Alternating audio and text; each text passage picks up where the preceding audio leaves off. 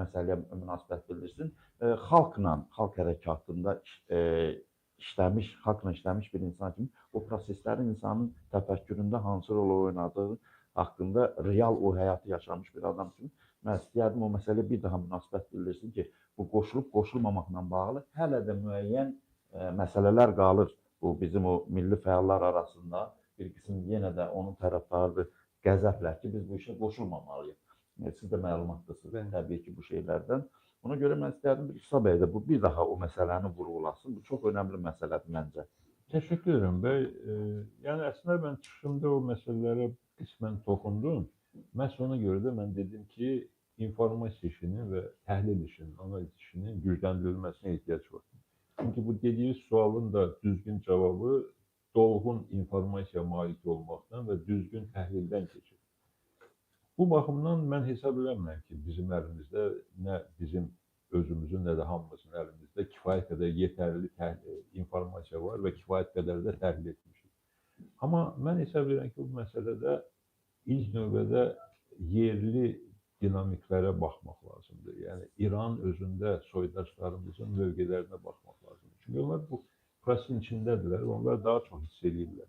Yəni, istənilən vaxtı elə bizim özümüzün, mən əminəm ki, güneyli soydaşlarımızın inqilabi təcrübələri bizdən, quzeylilərdən daha çoxdur. Bizimki daha çox son 30-40 ildə əldə olunmuş təcrübədir, əvvəlkilərdən başqa. Amma bizim təcrübə də deyildi ki, biz yerdə hiss edirdik ki, nə vaxt mitinglərə başlamaq lazımdır, nə vaxt yanmaq lazımdır. Və görürsən, başlayırdıq və birinci mitingdən sonra görürdük ki, bunu davam elətdirmək lazımdır, dayanmaq lazımdır.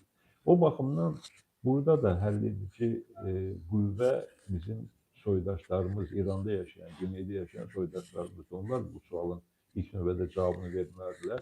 Əgər Bazar Təbrizdə bu prosesə başlayıbsa, onlar çox təcrübəlidirlər, onlar bilirlər zamanını. Amma sadəcə olaraq biz bəzi qruplar kimi əlimizə silah alıb hərəkətə keçməməliyik. Biz dinc mübarizəyə tərəfdar olmalıyıq. Mən hesab edirəm ki, indiki mərhələdə bizim soydaşlarımız dinc, dəqiq müəyyənləşdirilmiş şüarlarla nə istədiyini bəyan etməyə bacarmalıdırlar və dilə gətirməlidirlər. Bir neçə tədbirdən sonra bugün də gözlənilir. Bilinəcək ki, bu prosesi bu şəkildə indi mərhələdə aparmaq məqsəd uyğundur, yoxsa biraz yenə də təmkin nümayiş etdirmək lazım. Çünki mən çıxışım əvvəlində qeyd elədim. Bir tərəfdən təhlükə var ki, yenə də Azərbaycanlılar bu prosesin önündə getməyə başlasalar, rejimin də zərbələri ilk növbədə bizə dəyəcək və bu risk var.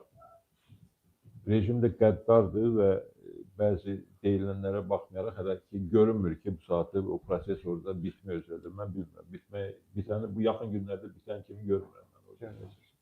Və eyni zamanda o ikinci bir risk də var ki, xalqımız tamamilə bu prosesdən kənarda dayansa, bəllidir ki, istənilən dövlətdə həlledici hadisələr ilk növbədə paytaxta gedir. Və Tehranda bu proseslər gedərsə və Tehranda Xamneyi rejimi məğlub olub, oradan Tehrandan çıxmağa başlayarsa, bu faktiki inqilabın qələbəsidir. Və o inqilab qalib gələcəksə, o inqilabın önündə gedən qüvvə söz sahibi olacaq. Doğrudur, sonra da proseslərin müxtəlif ehtimalları var, bölgələrdə nə şəkildə davam edəcək və s. Amma hər halda unutmayaq ki, Tehranın özündə deyilənə görə əhalinin yarısından çoxu Azərbaycan kökənlidir. Bu gerçəklik də var. Ona görə də mən sizin sualınıza qısa cavabım bundan ibarətdir ki, birincisi dəqiq informasiya lazımdır proseslərin gelişi. İkincisi dəqiq təhlil lazımdır ki, hara gedir bu proseslər, hansı senarilər daha real görünür. Və üçüncüsü, yerli liderlərə inanmalıyıq, xalqımız inanmalıyıq ki, onlar yerində düzgün qərarlar qəbul edəcəklər. O halda Azərbaycan Respublikasından da, dünyanın müxtəlif məkanlarında yaşayan soydaşlarımız da öz dəstəklərini, öz mövqelərini ifadə etməyə, xalqa öz təkliflərini, təşəbbüslərini irəli sürməyə daha çox əsasları, imkanları olacaq.